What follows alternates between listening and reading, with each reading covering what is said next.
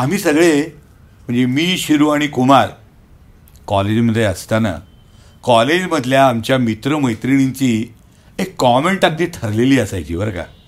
अरे ही माडगुळकर मंडळी हसली ना की त्यांचे गाल मागून दिसतात. आणि खरंच होतं.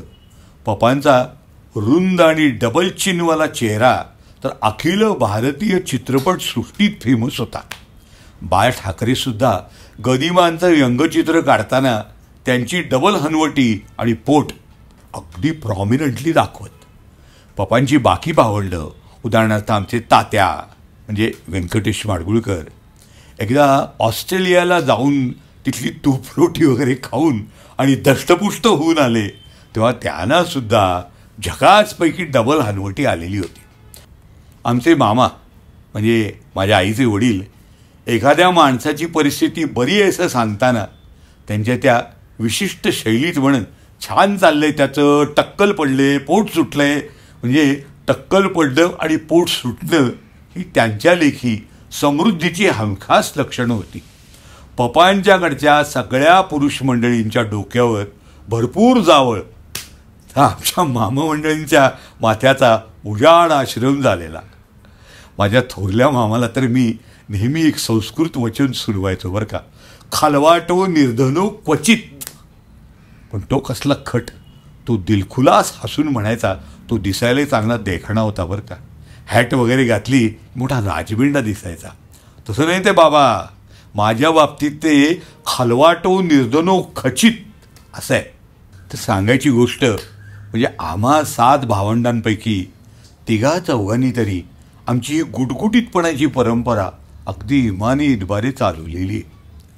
आम्हा 3 भावंडांमध्ये शिरू तसा छान तुडतुडीत मी थोडासा तर धाकटा कुमार बऱ्यापैकी आडवा.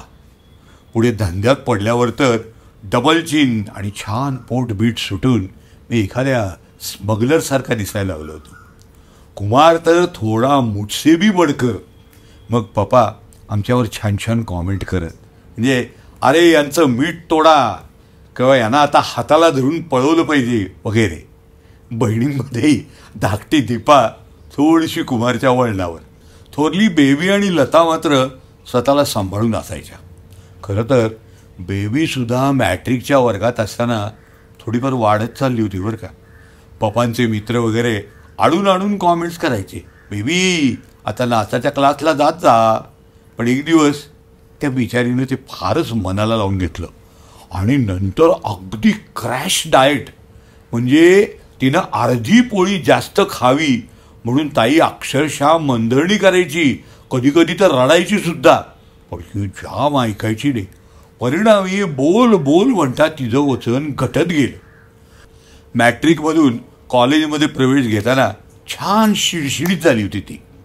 राहायची अत्यंत नीटनेटकी हो. नियमानं स्टारच्या साड्या वापरायची. शाळेत असताना सुंदर गायची सुद्धा.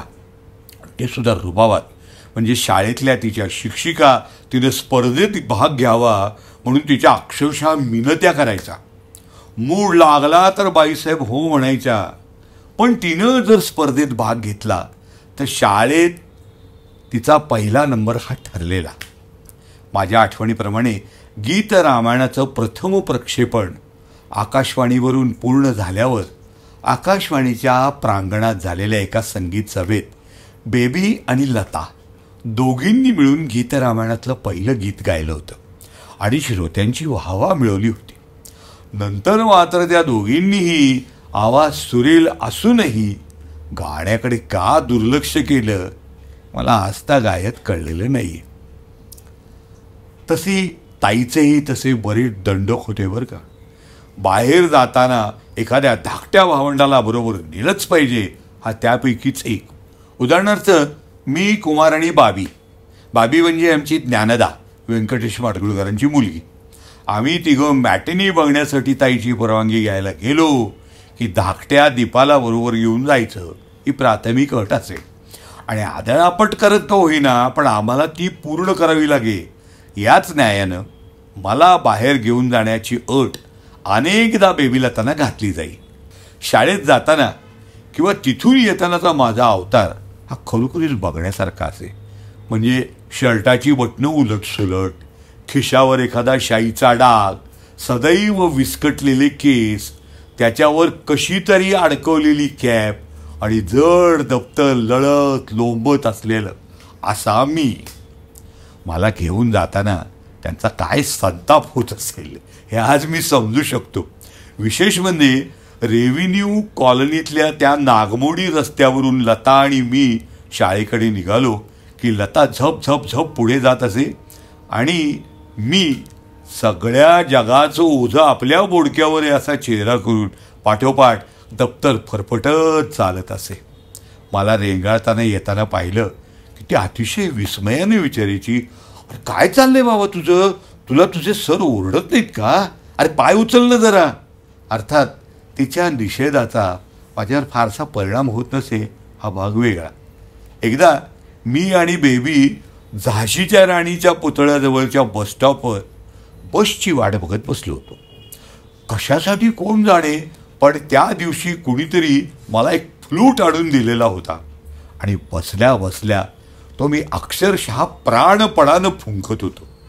माझ्या अनाहूत वादनानं आसपासची मंडळी चांगलीच त्रस्त झालेली होती. बेबी तर भयंकर ऑकवर्ड झाली असावी, पण माझा उत्साह तर क्षणाक्षणाला वाढत चाललेला. आता तर एकाऐवजी 2 सूर वाजत होते. तिला काय करावं तेच कळेना.